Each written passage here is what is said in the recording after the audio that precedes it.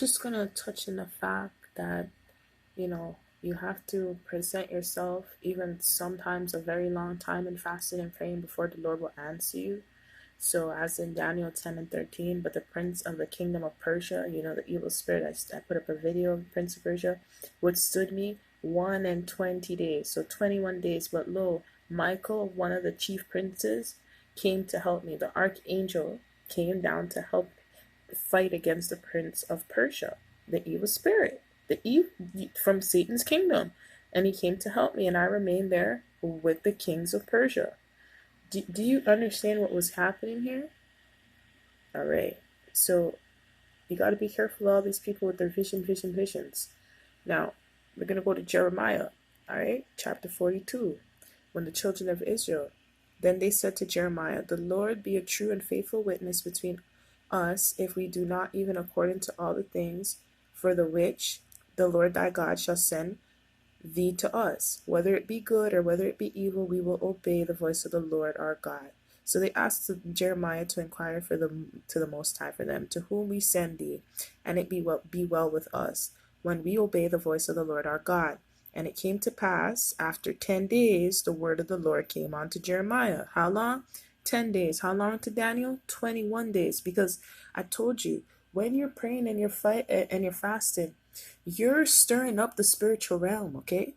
You got oppositions, you got enemies, your spiritual enemies who are fighting against you. I told you Satan has even a veil in the firmament, so if your prayers aren't hitting, then it can't make it.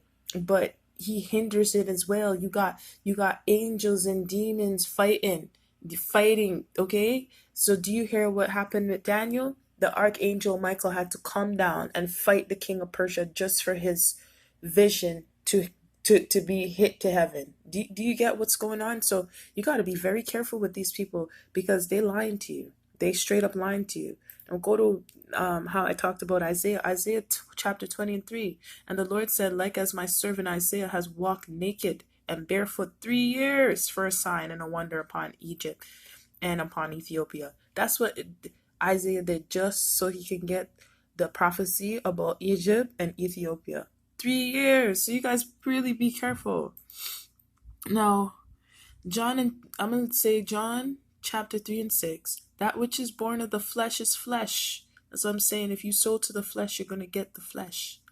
And that which is born of the spirit is spirit. So you have to sow to the spirit.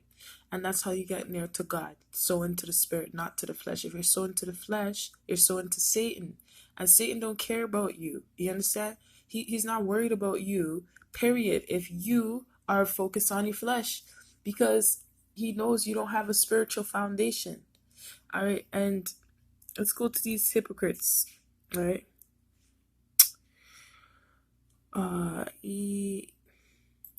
Is it here? So this is the Sadducees. It's like, I fast twice in a week. I give tithes of all that I possess. Now let's go read it into the context.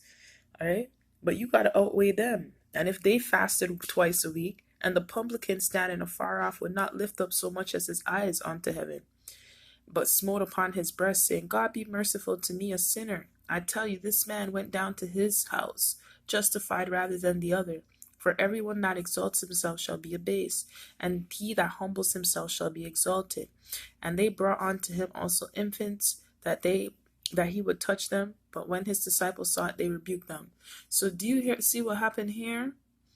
The Sadducees and the Pharisees have this holier than thou attitude, and they talk about them fasting twice a week and they give tithes, but your deeds have to outdo them. And if you don't even fast twice a week, then hey, they outdid you. So that should show you already your condition. All right? I hope you get that. And all through the Bible, Psalm 69 and 10, when I wept and chastened my soul with fasting, that was to my reproach, because God will not just come to you when you want to. All right? He comes to you at an acceptable time when he wants to. He's your God. All right? I hope. Psalms 109 and 24, my knees are weak through fasting and my flesh fails of fatness. All right? So we can just go through all the Bible. You must be fasting. You must be praying.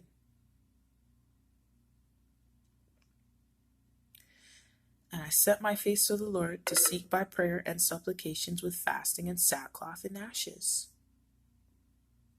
And Acts 14 and 23, and when they had ordained them elders in every church and had prayed with fasting. How did they pray? With fasting, because that's how God hears your prayers. Through fasting, they commended them to the Lord on whom they believed. On whom they believed. But how? By praying and fasting. So I hope you understand that. All through the Bible tells you to fast and pray. Even married couples, defraud ye not one another, except it be with consent for a time, that you may give yourselves to fasting and prayer, and come together again, that Satan tempt you not for your inconsistency. Psalms 35 and 13, but as for me, when they were sick, my clothing was sackcloth. I humbled my soul with fasting, and my prayer returned into my own bosom. So how do your prayers get returned? When you fast. That's when God answers your prayers. And stop letting people deceive you. But let me pray for you and all that folly. And this guy is on fire. So he is literally on fire with this video. In reality, Satan hates an organized life, and his objective is to study your ass. And if you start trying to get shit in order, here he come. He gonna tear your ass apart. You better take this seriously, cause you think the devil playing with you? He's not joking around. Adam and Eve in the garden, everything in order, chilling. Here come the devil, fucking shit up, like he always do. Let's be real. Let's be real, y'all. Life could be going great for you. Let's be honest. Life could be going great for you. You got your life in order. You know what I'm saying? Your kids is acting right. You know, you got your relationship thing going on with your man or your woman, and then here come the devil, fucking shit up. He attacking somebody in the house because he hates an organized life. Job, oh my gosh, Job, man, the Job story, y'all, just breaks my heart. Job was so in order with God, Satan couldn't stand it, bro. Job was in order. This dude had his shit together. Job had his shit together, and guess what? Satan showed up and messed up everything Job built and worked for. Why?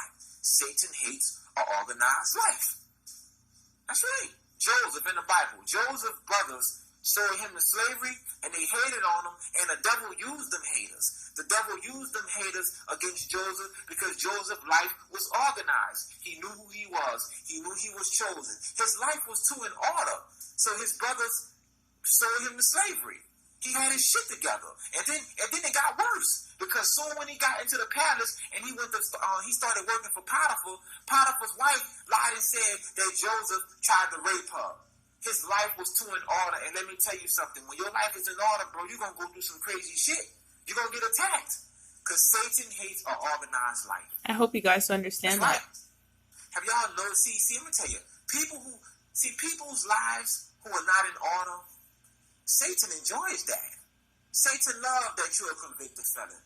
He loves that your life is all messed up. He loves that you got a bunch of bullshit going on. He loves that you fighting people in the streets. He loves that you don't got your shit straight.